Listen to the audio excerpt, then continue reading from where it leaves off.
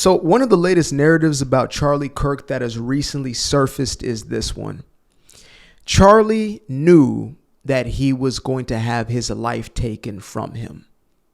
Now, the people who are pushing this narrative obviously have their own agenda of, he knew because there was a plot on his life by those nefarious you-know-whos, right? Not going to say it, but starts with a J, ends with the ooh, right? But I'm not going to say it. I won't say it. Jew. I will not say it. You won't make me say Jew. I won't say it. Yeah. Outside of the cult of conspiracy, there are those of us who realize that, of course, Charlie understood the dangers of the work that he was called to do. As a matter of fact, Charlie spoke openly about violence and danger in his walk of life. I believe that he had conversations behind closed doors, but I wasn't there. I believe that he had text messages sent, but I wasn't in those threads. But what I do know for a fact is that we have irrefutable evidence that he spoke on this openly, and he pointed to likely who would have been behind his demise or anybody in his sort of lane as far as those who are speaking truth in public spaces, more specifically in these radically leftist spaces like Charlie was. So let's go ahead and get into that video. At the core of the left, at the core of a liberal, is someone that would use the sword if they had it. They are very violent people at their core. They always have been. They can't debate. They can't have conversation. So they'll resort to these tactics. They're going to do everything they possibly can to try to murder this movement because they can't beat us. So they're going to try to take weapons. And no, we're very aware of that. I'm aware of it. We have to have full-time security. This is not a joke. This is who these people are. Now, I am finally stepping into a role that I have, honestly, I've been neglecting a little bit. I've been hesitant to sort of step into because I've never referred to myself as a journalist. Honestly, never really had the interest in becoming a quote unquote journalist. I just am a guy who is genuinely looking to see what is real and what is not, to decipher between the two. And, God help me to have enough discernment to figure that out in a day and age where it's not like the one lie, travels around the world thing. It's like 50 lies simultaneously have made their way around the entire solar system, made their way back, and then the truth just got up and had breakfast. You know what I mean? So we live in a day and age where it is seemingly impossible to not only decipher the truth, but once you get there, is to get that truth to resonate with somebody else. But I'm now realizing that when God calls you to something, you don't have a choice in the matter, really. Like you do, but not really.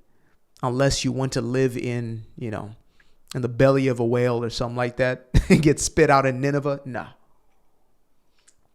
So it's best to just be obedient and just go along. And so here I am doing exactly that. Now, I felt this inkling to start speaking on, I guess, not just the facts and the evidence around Charlie's assassination, but also the most likely cause, right? I just recently filmed a video, a quite lengthy video about this specific subject, but I don't want to direct this to any one source of disinformation or lies or, those who are out there for personal gain and using Charlie's assassination for that. Instead, I want to take it from, I guess, a more aerial perspective, or, I want to take it from a bird's eye view. Is it possible that Charlie was assassinated by a leftist?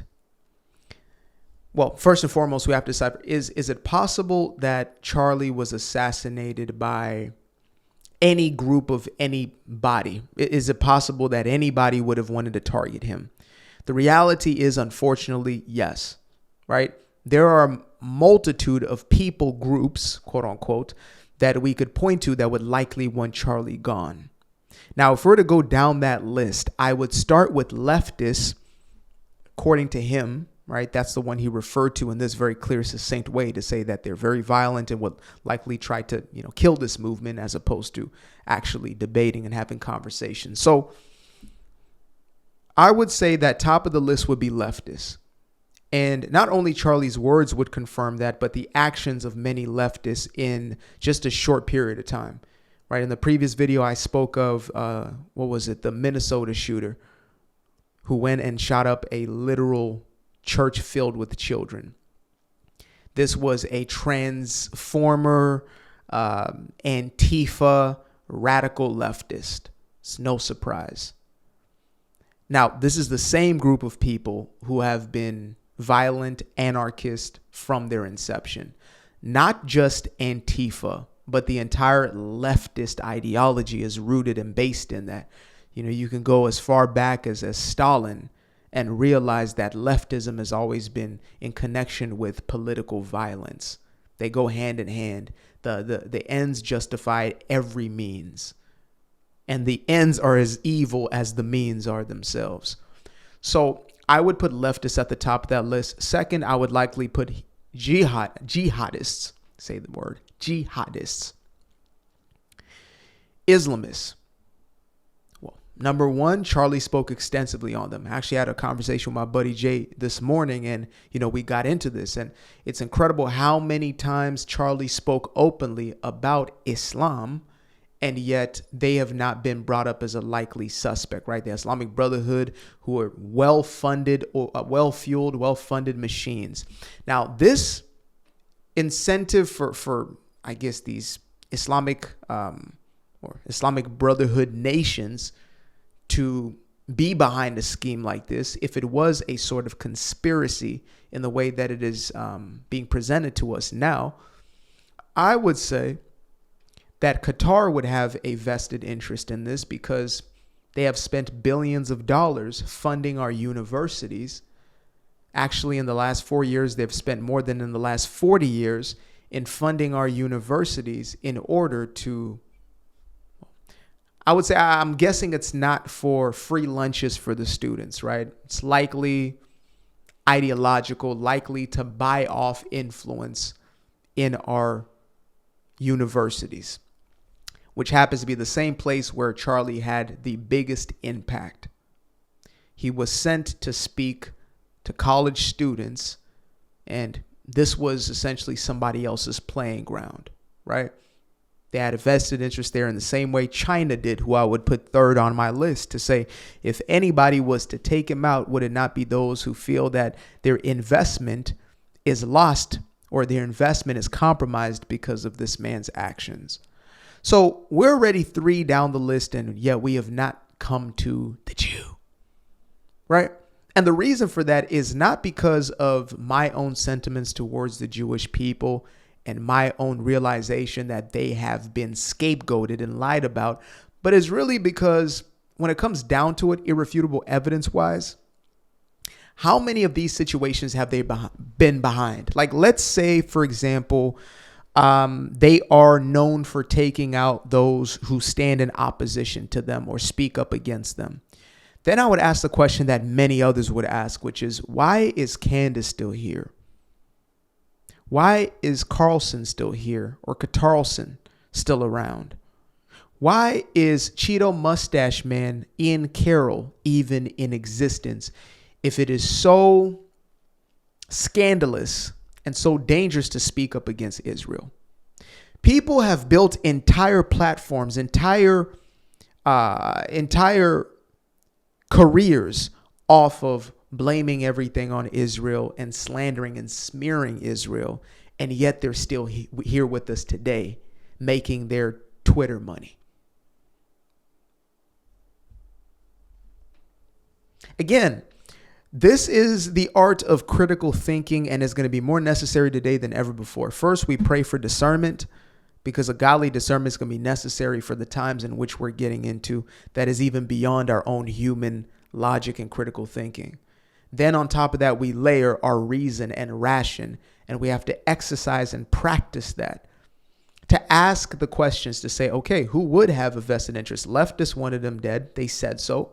Jihadists would want him dead because of him speaking openly about the dangers of Islam. As a matter of fact, one of his last viral tweets was Islam is not compatible with Western civilization, right? One that I oftentimes refer to. So they would have a vested interest. Qatar, who has put billions of dollars into our educational institutions, would have a vested interest. You could also even tie them into the jihad cause. Definitely would have some sort of vested interest. China would have a vested interest. Okay. Would we put the Jews at number 5? I think they would be in the same playing field as most of everybody else. The average American would just have done it just to do it, because in most of his career, he was an advocate. Now we have these text messages. Oh, well, look, he said that Jewish donors pulled out, and so they were after him and they're bullying him. So these specific Jewish donors, let's say there's 10 donors, 2 of them are Jewish. Usually how it works out. It's like with Trump, right? Trump has all these Jewish donors. Out of his top 12, there are literally 2, I believe, or in his top 10, there's only 1 Jewish donor, but that's the one always focused on. So let's say that, a few Jewish donors pull out. Okay, fantastic. Yeah, turns out that they have the right to do exactly that. You can put your money where you want it. Turns out that some of us, including me, and I even put out a video about this, before Charlie's assassination, I said it's time to pick a side, because he had none other than Taliban Tucker up there giving another one of his pro-jihad speeches. And I said, we don't have time for this right now. We got to pick a side. So I would actually stand with that donor and say, absolutely not, Tucker. That guy is a joke. At this point, he can't be trusted. Simple as that. So, as far as the Jew or the Israeli government, right? The same ones who received marching orders, a literal strategic game plan, fully fledged, that I've shared twice at this point. Those same people would be the ones to take out one of their few allies in this space. Make that make sense. Well, he was finally turning away from them. Okay, let him be a detractor. How many have become? Candace used to be a fan. She used to be an advocate of Israel, allegedly. Supposedly, she used to put herself out that way. And then she became the greatest detractor after, her termination at the Daily Wire. So I would ask the question, once again, and again, we really have to ask questions. I know that's been weaponized in a lot of ways.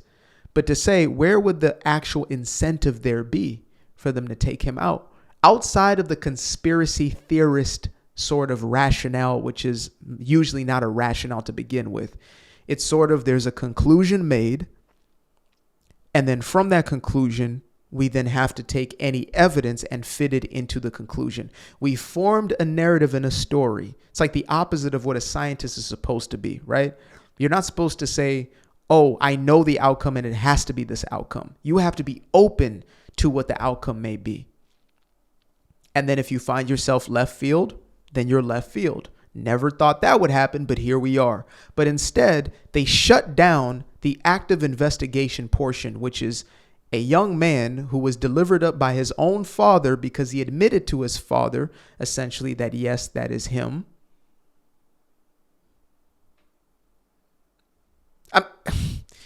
We are no longer believing the person saying it's me. It's like with the genuine jihadists. They're like, hey, we did it. Al-Qaeda is like, hey, we attacked America. And it's like, well, surely it must be the Jew. No, they told you they did it. So we now live in a state where it is no longer believing the individual who says they did it and gives you the motive and the reason why they did it. That's why I'm saying it is going to be absolutely vital for us moving forward to be able to dissect things critically, to think for ourselves. Continue to develop your mental faculties, folks. Even my Christian brothers and sisters out there, this is going to be your foundation, and build on top of it. Don't ever replace it, because there is no replacing it. Build a wealth of knowledge and then use that godly discernment to understand and to break these things down. Because if you don't, you will be bamboozled. And why it matters is because imagine you have a friend that is framed for executing your dog. Right? It's the best way I can put it. You love your dog to life. Your dog is a member of the family. Your friend is framed by somebody pretending to be your friend, but is really your enemy, who is working with your active enemies, those who hate and despise you. Your relationship with that friend is going to be compromised. That's the number one thing that happens. But just as importantly, you will not have found the actual culprit. And so they're still at large, able to execute another one of your pets. Y'all catch what I'm throwing? The lack of an emphasis on leftist violence, as Charlie illustrated or essentially confirmed in his video that I played in the beginning of this. If we don't focus on the main things, then they get to continue doing what they're doing. That's how that works. You got your eyes in a place where, again, you have a friend, an ally, somebody who's saying, trust me, I'm on your side. How do I know? Because I'm on your side. I'm doing things to show you. We're friends. We trade. We do this. We do that. But this guy tells me that you took the life of my dog. I didn't. And then you got the dude who actually took your dog's life and he's like, yeah, I did it. But the pretend friend, I hope y'all are catching this analogy. The pretend friend, that's your Carlsons. That's your conspiracy Candaces. They pretend to be a conservative, pretend to be a Christian. Damn it, they pretend to be Charlie Kirk's very best friend. He was about to bring me back on stages with him. We're about to reconvene. Our kids were going to have play dates. Sure, all of this is coming out after his demise when he can't defend himself, but these things were going to happen. I promise. Look, I have the evidence here. Look, text thread. See? So yeah, it's the Jews. The FBI, with a massive body of evidence and an ongoing investigation, say, yeah, it turns out this leftist, right? Yeah, it turns out that exactly who we presumed was the biggest problem in this nation actually is the biggest problem in this nation. Actually, the people who tell us they want to destroy America from the inside or the outside in, those who yell death to America, turns out they actually mean that. Yet the people who say bless America, those ones are now being cursed. That's the deceptive game being played. Again, once again, discernment, discernment, discernment. The only thing that can reveal these things to you is genuine discernment.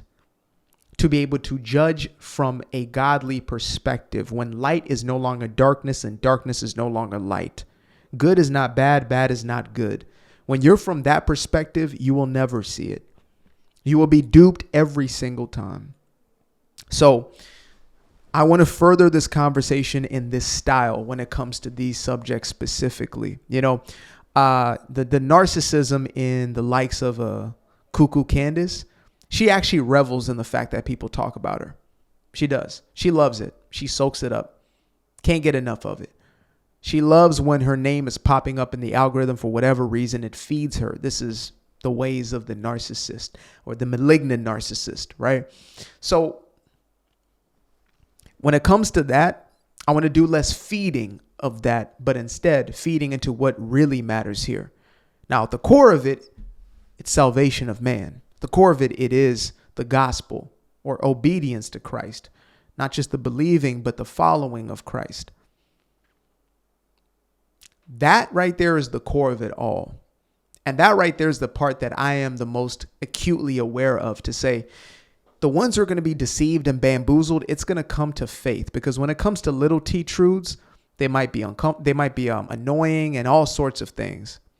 But it's the eternal truth that matters, which is one of salvation, which is one of the truth of who is God actually. And so when you have these people that have now built a trust in their consumer base, or more specifically, their cults of personality, if you start taking your doctrine from a Candace who believes that she is getting visitations from those who have transcended her or deceased in their dreams, if you're getting your source of information from individuals who believe that Yeshua, the Mashiach, is not enough. The Messiah is not enough.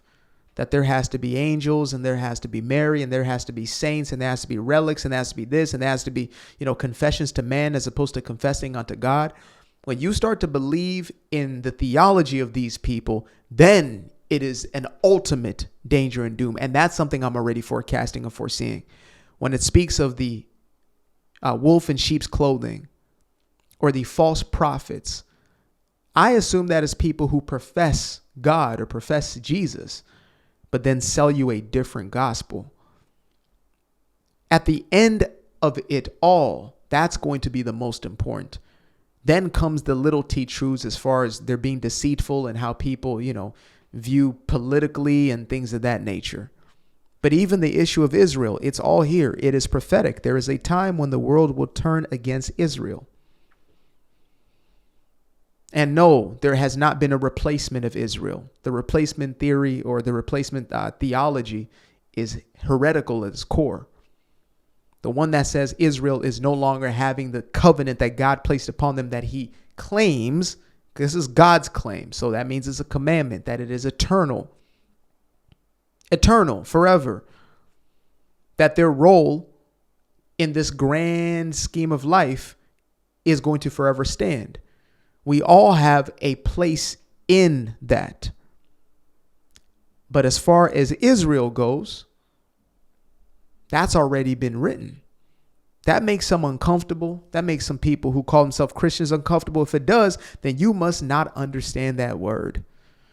And if you don't, beautiful, get into it. I promise you. Get into it for yourself and you will see. I didn't realize how so many folks who claim to be Christian don't even read their Bible. They say less than 13%. Somebody sent me a comment and said less than 13% have actually read the whole Bible, and less than 9 or something percent have read it twice. Something of that, some crazy statistic.